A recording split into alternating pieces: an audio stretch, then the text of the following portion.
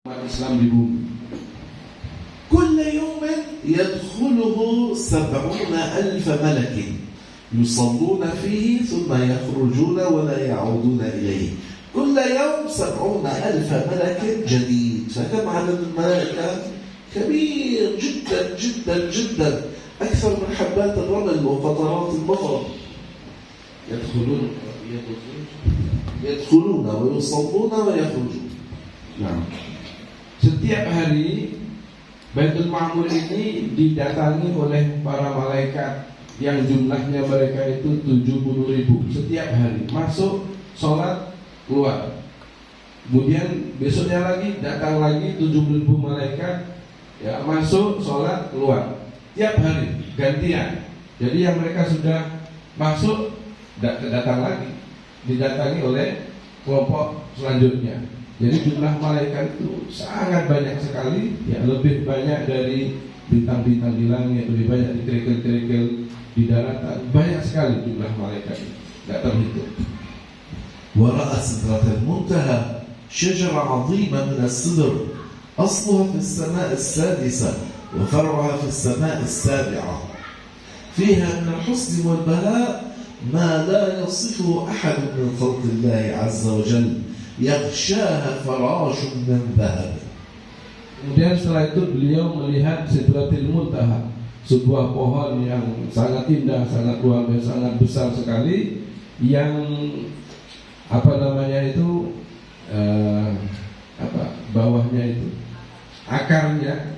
akarnya itu berada di langit ke-6. Kemudian atasnya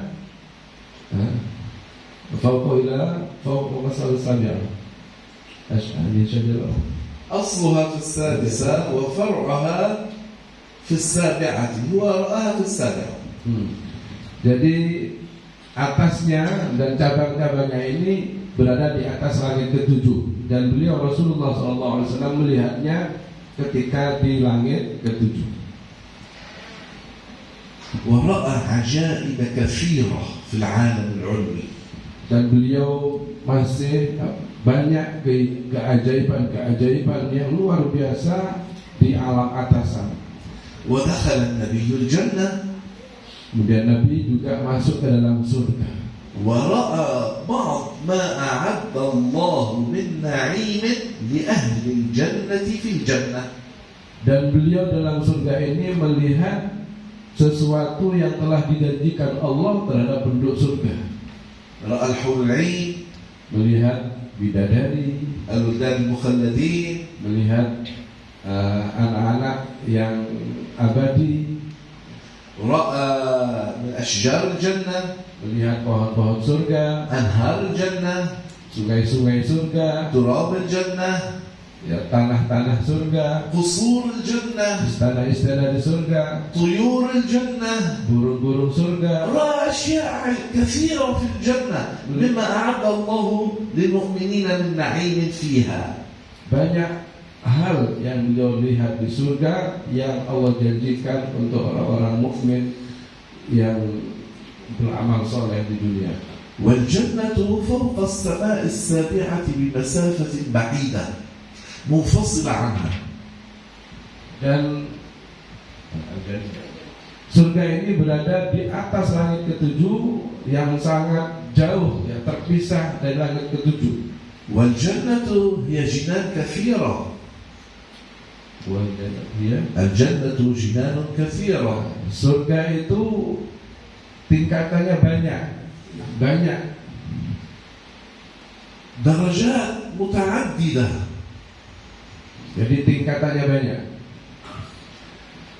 أعلاها ووسطها وأعلاها هو الفردوس الأعلى.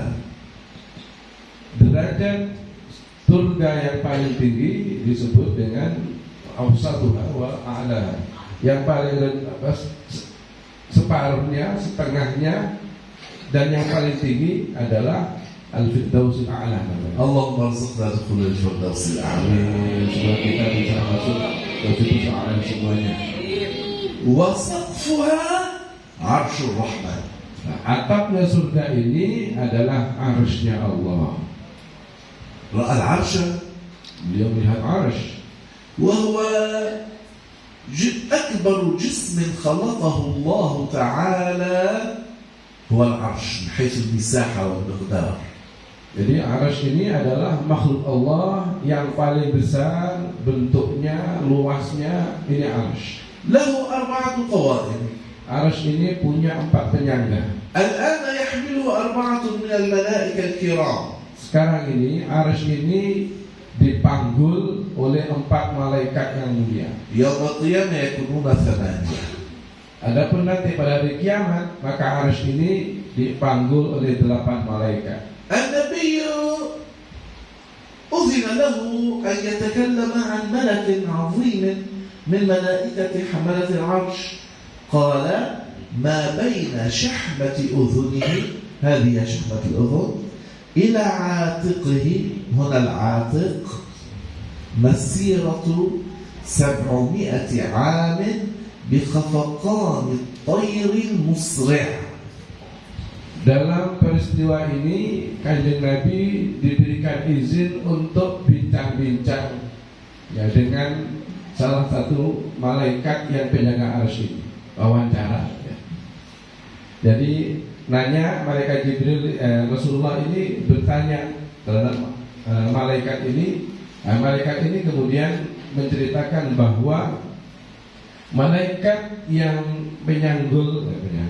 memanggul arsy ini besar sekali, dan jarak antara daun telinganya ini sampai ke pundaknya ini jaraknya 700.000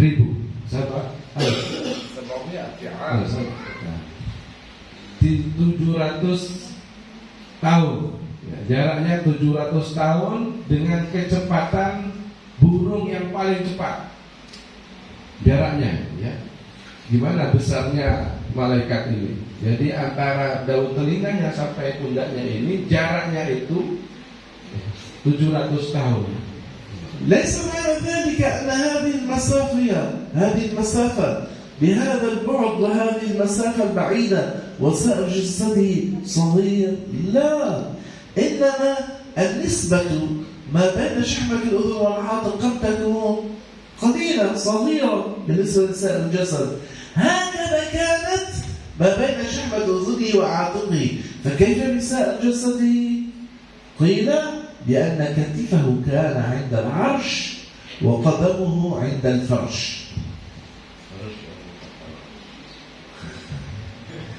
الفرش هو أسفل المخلوقات.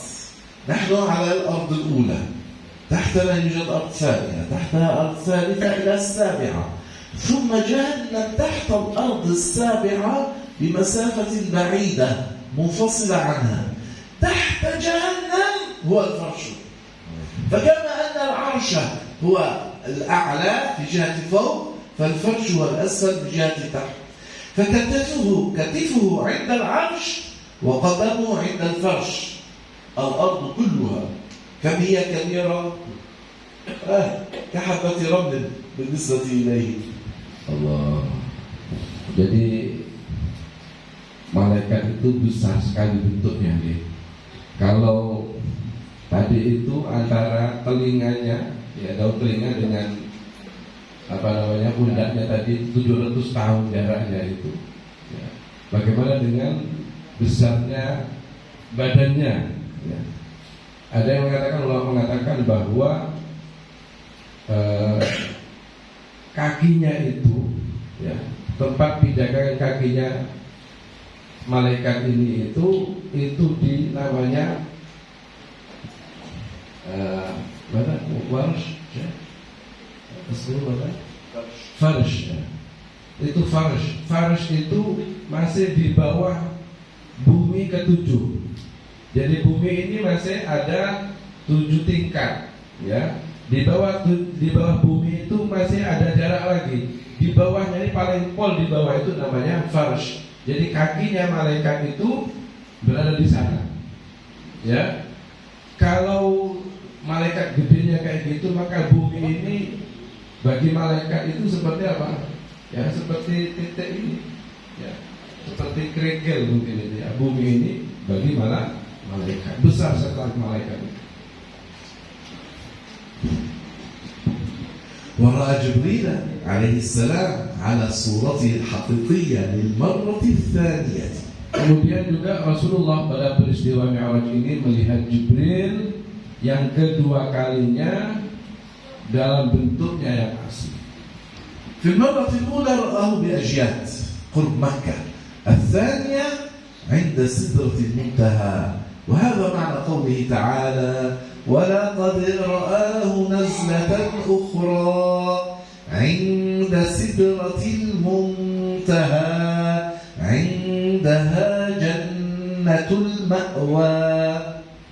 رأى محمد جبريل هذا الملك العظيم له 600 جناح، الجناح منها يسد الأفق ما بين المشرق والمغرب. Jadi Rasulullah SAW ini melihat malaikat Jibril dalam wujudnya yang asli dua kali. Yang pertama, beliau melihat malaikat Jibril dalam wujud asli ketika beliau berada di sebuah tempat di Mekah namanya Ajyad.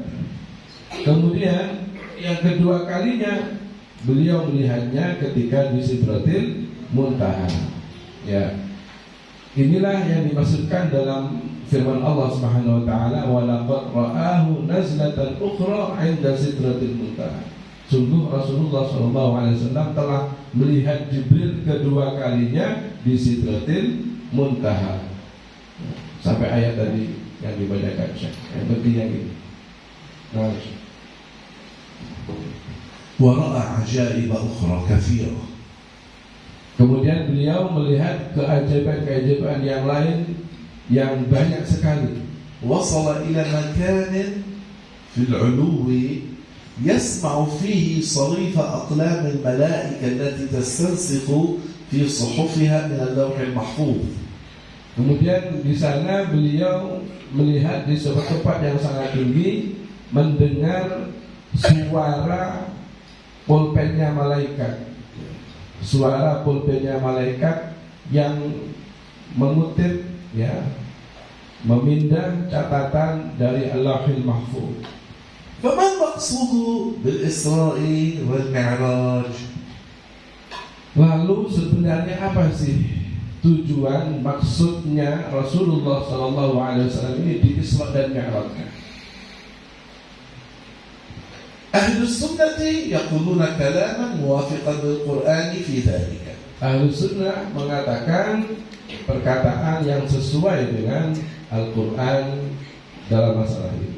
أما الذين انحرفوا عن أهل السنة والجماعة فيقولون كلاما فاسدا. Adapun orang-orang atau kelompok-kelompok di luar Ahlu Sunnah wal Jamaah, mereka mengatakan kalimat-kalimat yang tidak benar. سنذكر الآن كلام أهل السنة والجماعة. Beliau akan menjelaskan dan menyebutkan perkataan Ahlu Sunnah wal Jamaah terkait dengan masalah Isra Mi'raj ini. أولا تشريف الرسول صلى الله عليه وسلم. Pertama, tujuan Isra Mi'raj ini adalah tasyrifur Rasul, memuliakan baginda Rasulullah SAW, بإطلاعه على عجائب متعددة في العالم السفلي في الأرض وفي العالم العلوي في السماوات السبع وما فوقها. dengan memperlihatkan kepada kanjeng Nabi SAW keajaiban-keajaiban makhluk ciptaan Allah yang berada di bumi dan juga keajaiban-keajaiban makhluk ciptaan Allah yang ada di arah atas, di langit dan di atas langit. من أين استدل علماء أهل السنة على ذلك؟ Dari mana ulama Ahlu Sunnah wal Jamaah mengambil kesimpulan ini? استدلوا على ذلك من القرآن الكريم من قوله تعالى لنريه من آياتنا، يعني من عجائب ما خلق الله.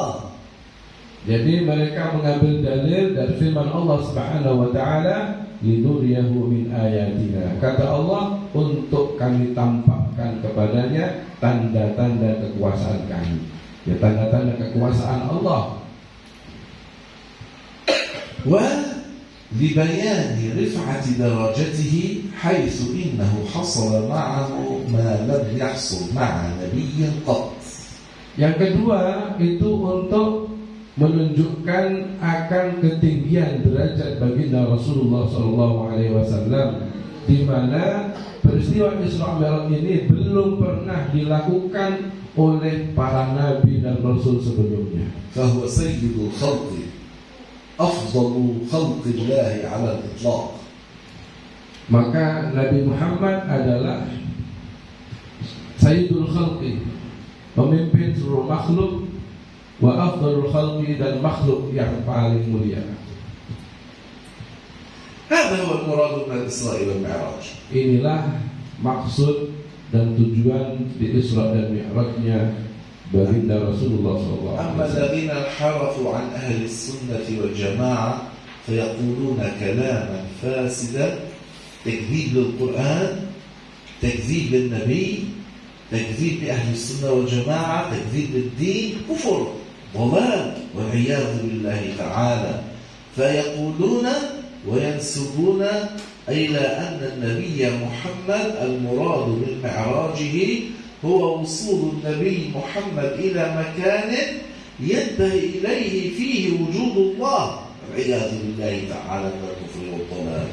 Adapun mereka yang di luar ahlu sunnah wal jamaah, mereka mengatakan perkataan-perkataan yang batil, perkataan-perkataan yang rusak, perkataan-perkataan yang tidak benar terkait Isra Mi'raj ini, yang bertentangan dengan Al-Quran, yang mendustakan Al-Quran, bertentangan dengan Nabi, hadis-hadis Nabi SAW, bertentangan dengan kalamnya ahlu sunnah wal jamaah.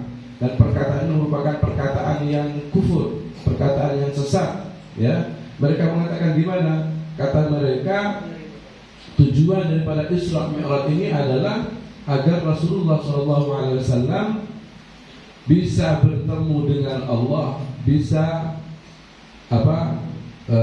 sampai kepada tempat di mana Allah Subhanahu wa taala ada di tempat itu, katanya.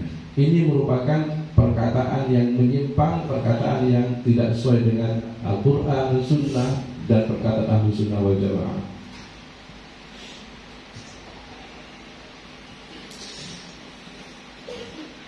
الجهة فوق وذاك المكان هو غير الله، يعني هو مخلوق. أما الله أزلي لا ابتداء لوجوده، وكل ما سوى الله مخلوق له بداية. Tempat ini makhluk, arah itu juga makhluk. Ya. Allah Subhanahu wa taala yang menciptakan makhluk. Dia adalah azali, abadi, tiada permulaan akan keberadaannya. Adapun selain Allah, itu keberadaannya diawali dengan ketiadaan. Jadi ada permulaan. Adapun Allah, keberadaannya tanpa permulaan. والله موصوف بصفات الكمال كلها أزلا أبدا التي تليق به فلا يتغير، وبعد أن خلق الأماكن والجهات ما زال متصفا بصفات الكمال كلها التي تليق به. فإذا الله لا يتغير، لا يتحول، لا يتبدل، لا يتطور.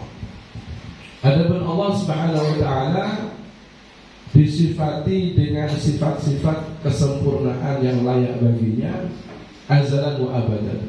Jadi pada azal dan selamanya Allah ini disifati dengan sifat-sifat kesempurnaan yang layak baginya.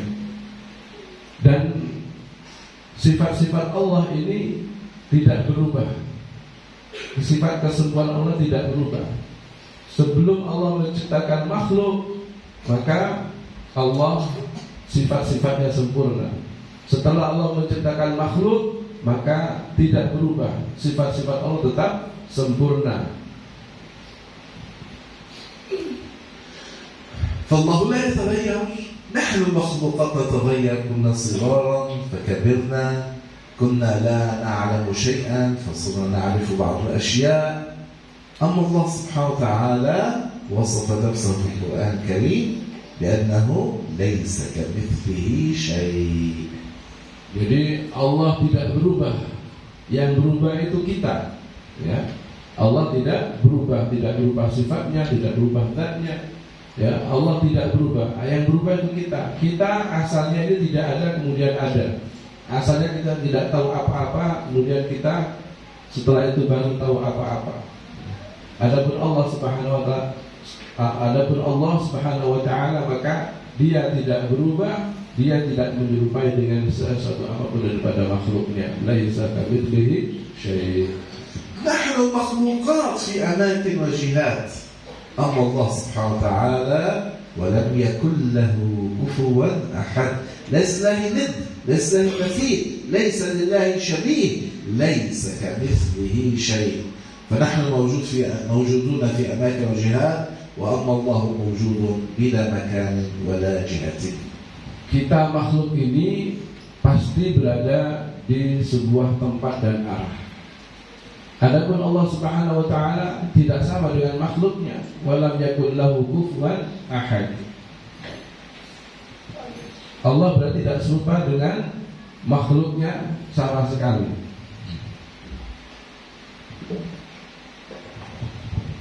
Allah mawjudun bila makan.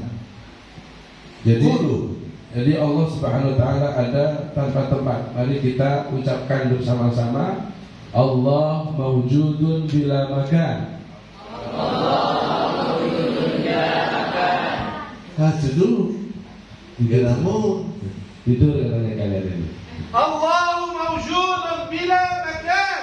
Allah mawjudun bila makan. Dua maksud. Masih dua nilainya dari 10. Allah mawjudun bila makan.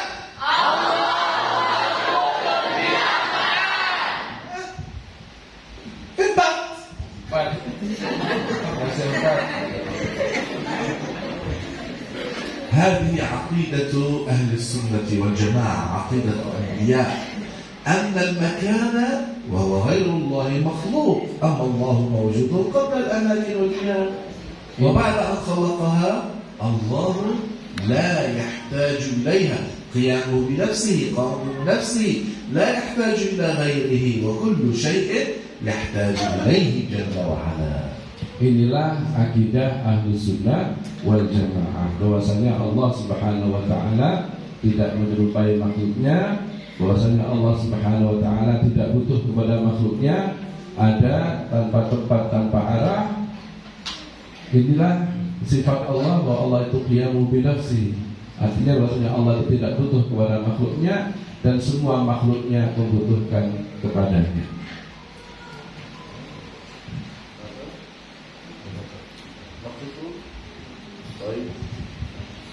انتهى الوقت، قال نقف هنا، والحمد لله رب العالمين، وصلى الله وسلم على النبي محمد وآله. بارك الله فيكم، أحسن الله إليكم، غفر الله لي ولكم، أماتني الله وإياكم على التقوى. الله سبحانه وتعالى نسأله أن يجمعنا في الجنة يا أرحم الراحمين يا الله، كما جمعنا في هذه الدنيا على طاعة. اللهم اجمعنا بالنبي محمد صلى الله عليه وسلم وبسائر الأنبياء والمرسلين والأولياء والصالحين يوم القيامة، وأدخلنا معهم الجنة يا أرحم الراحمين يا الله.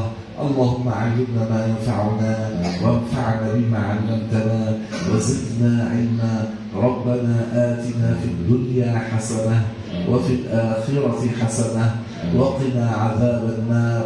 اللهم أعنا على حفظ القرآن الكريم، واحفظنا ببركته وبركة النبي محمد يا رب العالمين. اللهم وأكرمنا برؤية النبي محمد في المنام.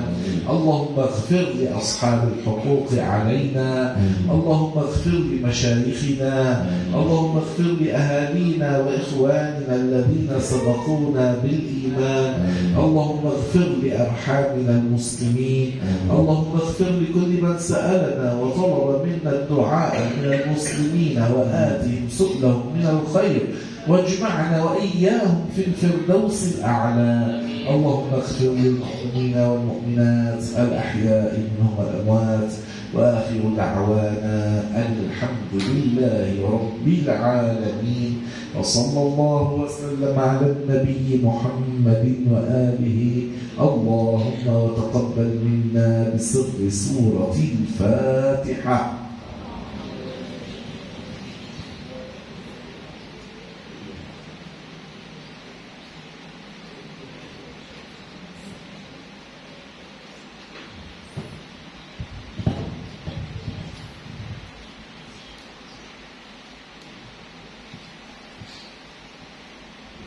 والسلام عليكم ورحمة الله وبركاته.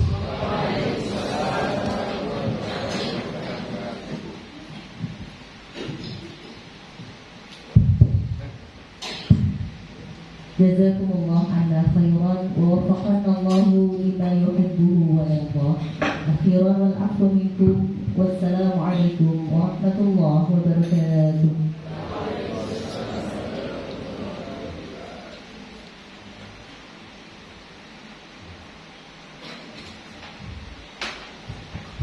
Oke, para ustadz yang mau selfie di sini, monggo maju ke depan, monggo.